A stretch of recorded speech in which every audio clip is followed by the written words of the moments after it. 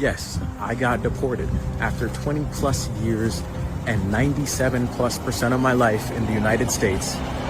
ICE agents picked me up in Chicago and threw me in jail for 3 weeks because my parents did not file my paperwork correctly. They brought me to the United States on a visa, overstayed that visa, had opportunities to appeal it in court, and my father did not show up to court. Now I'm in the United Kingdom, and this country sucks. And it has made me more America first, because you see that outside of London, all of England is a third world country, a dump. I hate it here, and I am excited and ready to go back to the United States, but I have a 10-year ban to wait out, and I'm waiting to bring my fiance over because I had a wedding scheduled that I had to cancel.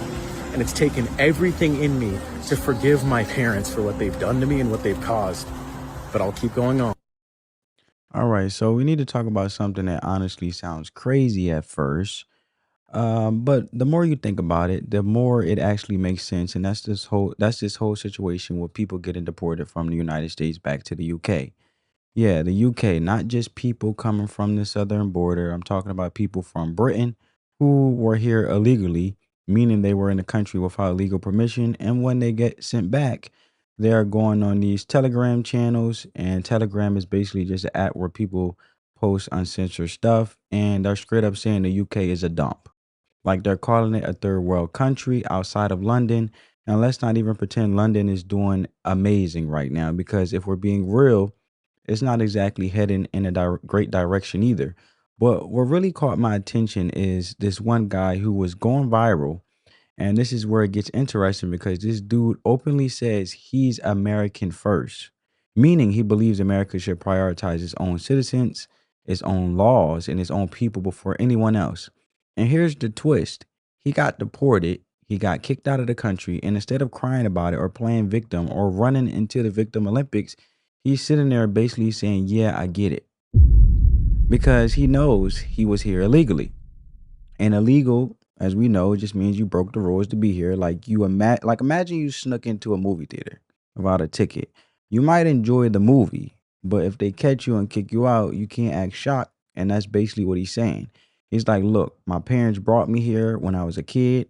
I didn't make that decision, but at the end of the day, the law is the law. And that's the part people don't want to deal with, because enforcement of laws just means rules actually having consequences. And he's saying even if it hurts him personally, even if it means he has to leave the country he grew up in, the rules still matter. And that's what's blowing people's mind, is blowing their minds, especially this reporter who clearly cannot wrap their head around why someone would support a system that negatively affects them. But it's really not that complicated. It's like if you believe in rules, you believe in them all the time, not just when they benefit you. And that's what makes this story so fascinating, because it completely flips the usual narrative on its head. Yes, I got deported after 20 plus years and 97+% of my life in the United States.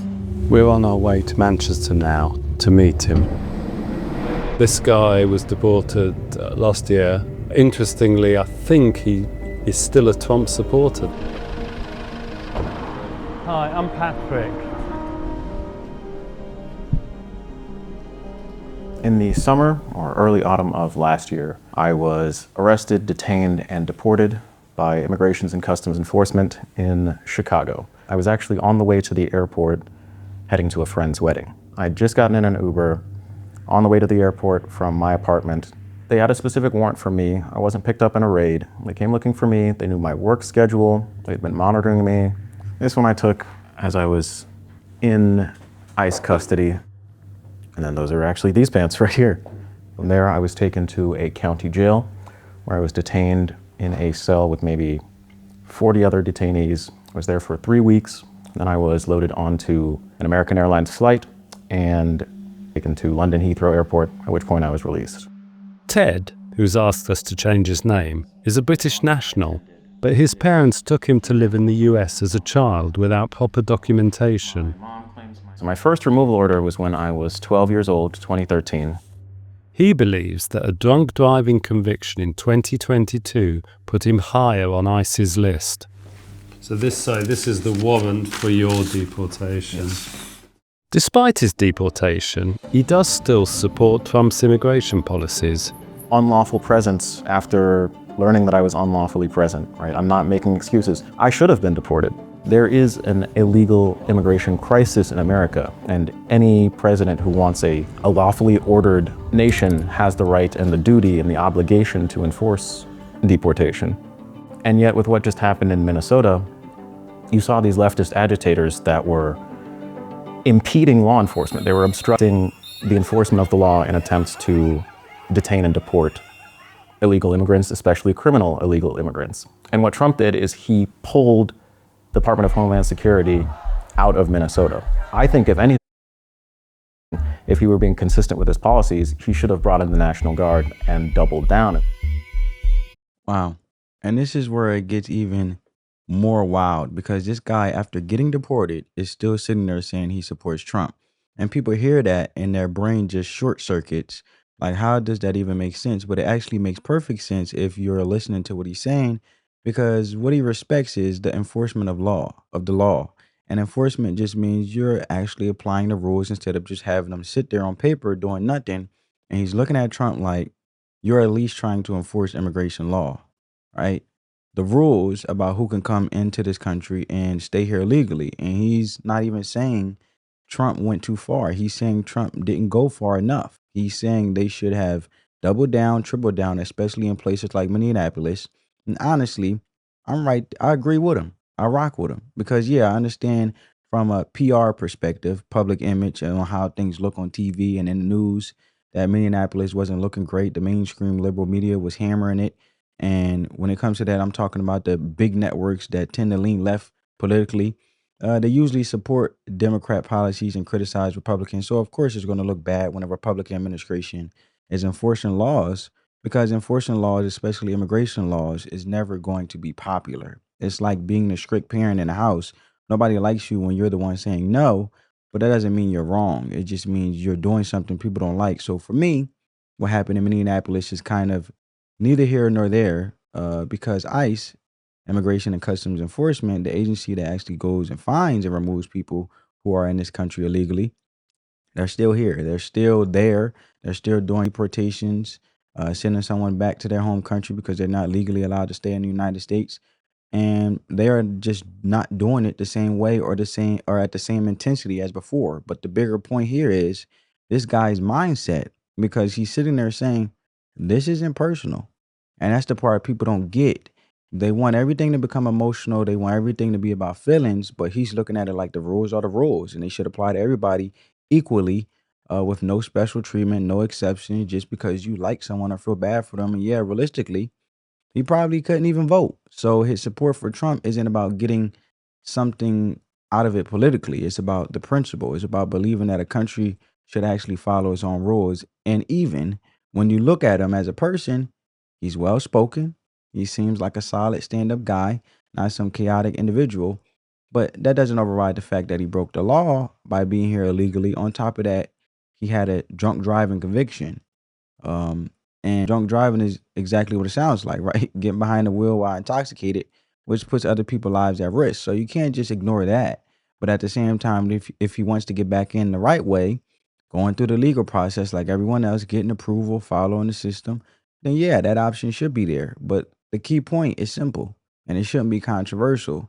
There's a right way to come into the country and a wrong way. And if you come in the wrong way, you don't just get to stay because it's inconvenient to leave. That's it.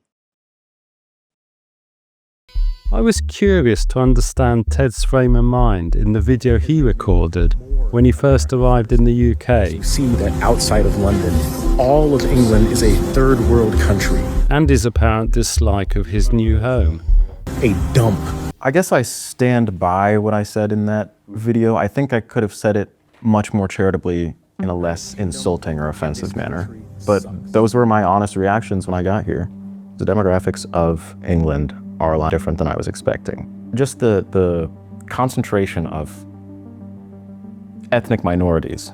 As soon as I stepped off the train, as soon as I walked into the station, it appeared that the minorities were majority and the ethnic English were in the minority, at least in the train station. That was my first observation. How do you sort of square or reconcile the fact that you are the product of migration, your parents not from England, with your views about England should be for English people? I would make a distinction between the individual immigrant and immigration policy as a whole. I think it's not only counterproductive, but it's really just inconsiderate, rude to go to any individual immigrant and say, you don't belong here, versus the policy which allows masses to change the demographics of an existing place. Ted's story isn't the obvious story of deportation. He's got complex views about the whole subject. He sees his position as an individual who suffered from deportation, yet at the same time he's got sympathy for the policy of restricting migration. Ted says that his only criminal activity is one incident of drink driving. Around half of the people deported from the US to the UK have no criminal charges or Yeah, so now you see the full picture, right? You heard everything the guy said, and like I've been saying, he's a very articulate dude. He's not some idiot. He's not some bad guy. Yeah, the drunk driving thing is a problem. That's reckless. That puts people in danger. Nobody's excusing that. But outside of that, you can tell he's smart, and more importantly, he actually understands what's going on at a bigger level, because he's sitting there saying mass migration is not a good thing, even when it directly hurts him.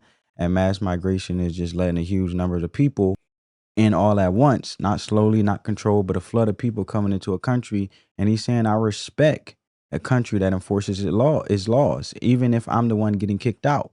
And then he goes back to the UK, and what does he see? He sees a country that, in his view, is not enforcing its laws, a country that's letting in a large numbers of migrants, people moving from one country to another and not requiring them to fully adapt. And that's where this whole idea of assimilation comes in. And when you look at it, that's just people coming into the country, and you adapt to how that country operates, its values, its norms, its way of life. Like if you move into someone else's home, you don't rearrange all their furniture and start making new rules. You adjust to how they live. And what he's pointing out is the difference between controlled immigration and mass migration. And that difference matters because most people are actually fine with some immigration. People coming in, building a life, contributing, maybe keeping parts of their original culture like food, traditions, whatever. That's normal. That's part of what makes places like America interesting. You get different foods, different experiences, different perspectives, but there's a limit. And the issue starts when it's no longer a mix, but a takeover. And when the incoming culture doesn't blend in, but starts replacing what was already there. And that's the line he's drawing. He's saying once it starts overtaking the dominant culture, meaning the main foundational culture that the country was built on, that's when it becomes a problem. And again, what makes this so interesting is that he understands all of this without taking it personally, even though he was directly affected by what people would call mass deportation, involving the government removing large numbers of people who are in the country, such as the United States, illegally. He's basically saying, look, I was part of that and I still agree with it. And that level of consistency is what throws people off, because most people only support rules when it benefits them. But he's sticking to the principle, and now he's back in the UK. He's basically like, yeah, this isn't great. He's calling it how he sees it, saying it sucks. And that ties into a bigger point that people don't want to hear, especially these leftists who are obsessed with turning America into Europe. And when I say lefties, I mean the people on the political left who push for more government control and more social programs, more distribution, basically more socialism.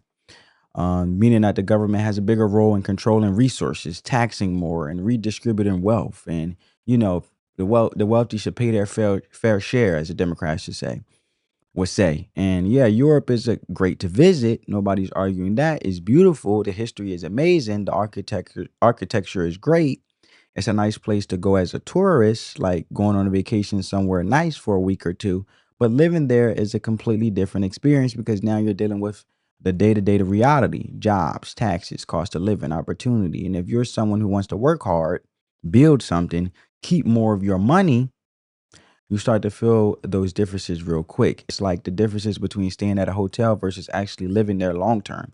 Everything feels great at first when you're visiting, but once it becomes your real life, you start noticing all the problems. And that's exactly what happened to him. He went from living in America, most of his life to actually having to live in the UK as a regular person, not as a tourist, not temporary, but permanent. And his reaction was immediate. This is trash.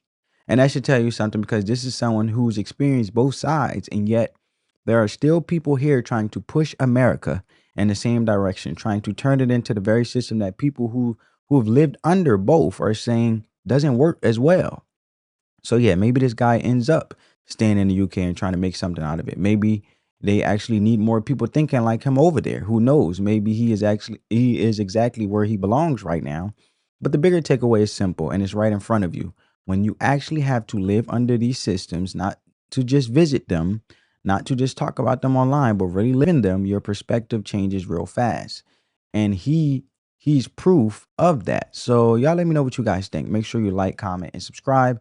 I'll catch you in the next one, family. On that note, family, as always, peace.